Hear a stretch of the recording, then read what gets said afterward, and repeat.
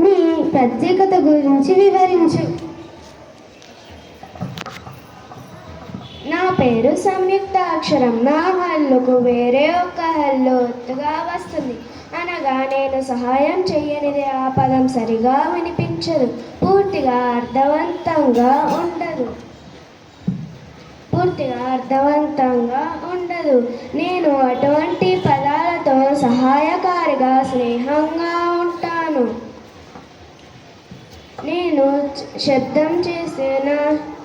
నేను పలికితే నా శబ్దాలు వర్షంలాగా చిటపటమంటాయి. వర్షంలో ఒక హల్లుకు వేరే ఒక హల్లు ఒత్తుగా వచ్చింది. స్నేహంగా ఉండే చైత్రలో కూడా 2 ఒత్తు శబ్దాలు ఉన్నాయి.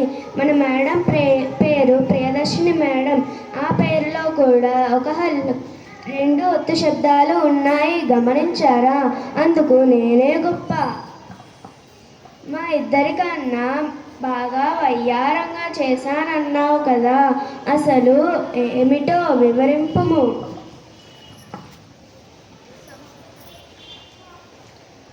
అరే, మీకెన్నిసార్లు చెప్పాలి మానవులారా? నేను పలికితే ఒకేసారి ముల్లోకాలకు వినిపించేటట్టుగా 3 శబ్దాలు వినిపిస్తాయి. నా పేరు సంశ్లేషాక్షరం.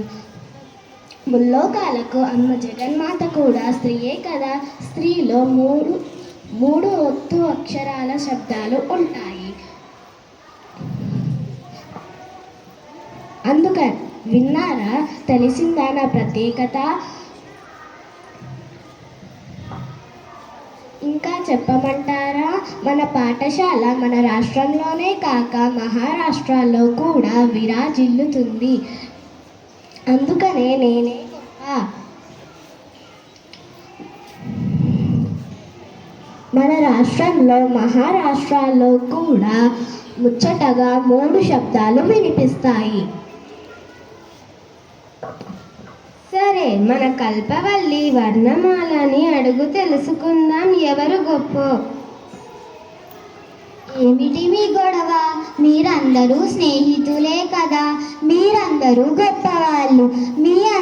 మీ అందరూ నా భాగాలు. ఎవరి ప్రత్యేకత వారిదే.